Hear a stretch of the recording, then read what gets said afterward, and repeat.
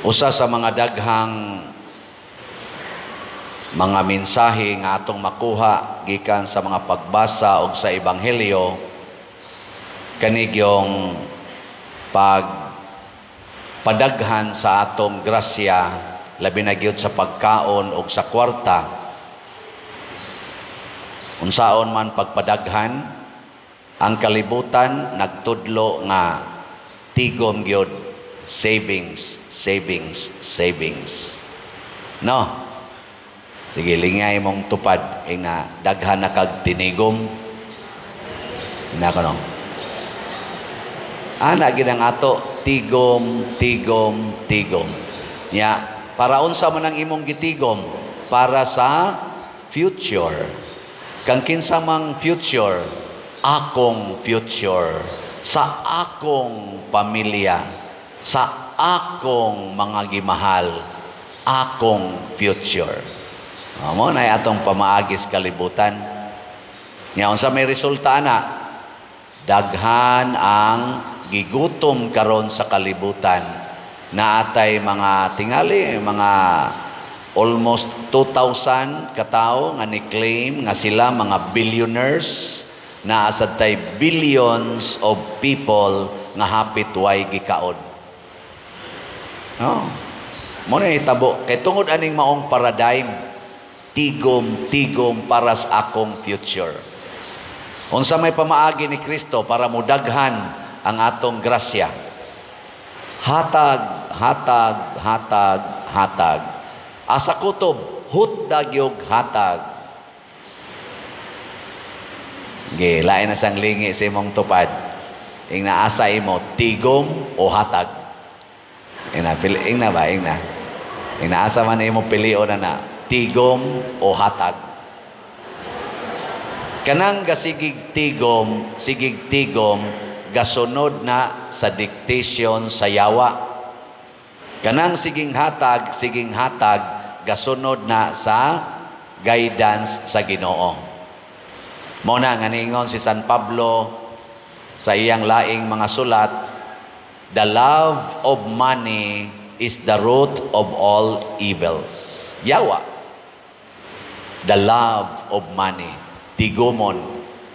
Yan, niingon sa si Kristo, you cannot serve two masters at the same time. You cannot serve both God and money. Kaysa sige nimong tigom sa kwarta, mahimo kang ulipon sa kwarta. Kanang ulipon, magsige na siya bantay sa iyang agalon. Tanawa, di ba? Kanang magtigom o kwarta, balik-balikon, gina nilag ihap. Sige yung ihap. Kada adlaw, siging ihap. Nya, mawagtangan gani nag 20 pesos, pangit taon, gina. Bisag kinsa nalay pasanginlan, ana, hangtod masuko na lang na sila. Nya, unsa may mahitabo, kung magsige kag tigom, siging tigom, mag-anam sa kabugat ang imong naong. Tanawa na mga hangol o kwarta, bugaton og naong. Nya kung daghan na ginislag kwartang gitigom, bugat na gyud ginislag naong. Nya mo daghan sa dang imong stress. Stressful kay kinabuhi.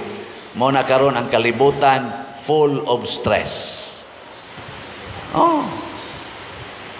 Lain na sang lingi sa imong tupad. Ing na wa kay stress.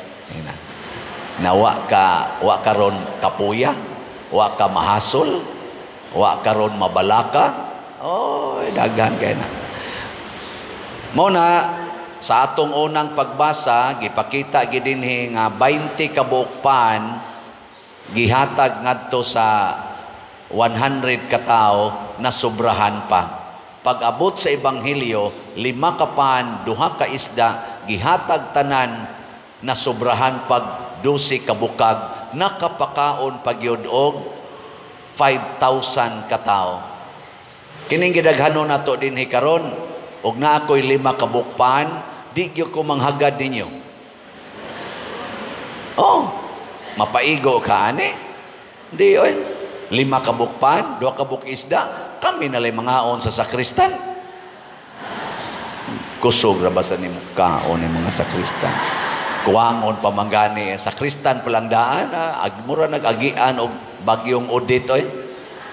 5 ka bukpan, Pero kay gitugyan man ngadto sa Ginoo, matud pa diri sa atong ebanghelyo, gisulayan sa Ginoo si Felipe, pero sa tinud-anay ang Ginoo nahibaw nag-unsay iyang buhaton.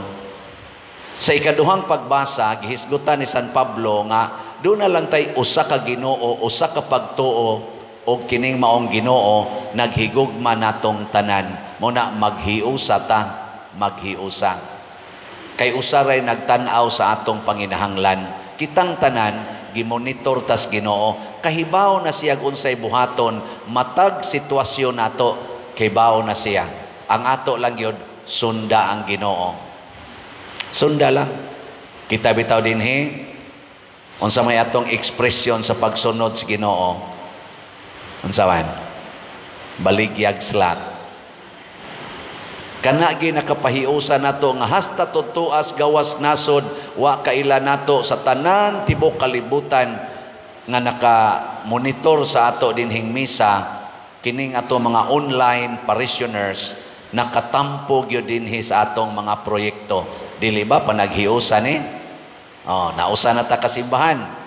Nya doon na say manganhis ato, mag-mission appeal, ato sang tagaan. Usa na ta kasimbahan. Ako ning ipaniguro ninyo 110%. Ang tanan nga mipalit og slot, basta lang kinasing-kasing na multiply gyud ang ilang grasya. Nidaghan ang ilang kwarta, nidaghan ang ilang bahandi, pero ang una gyud nilang nasinati kana gyung kalipay, kalinaw o katagbawan. Giling imong tupad ina nakapalit na kag slot. Nya unsay imong gibati?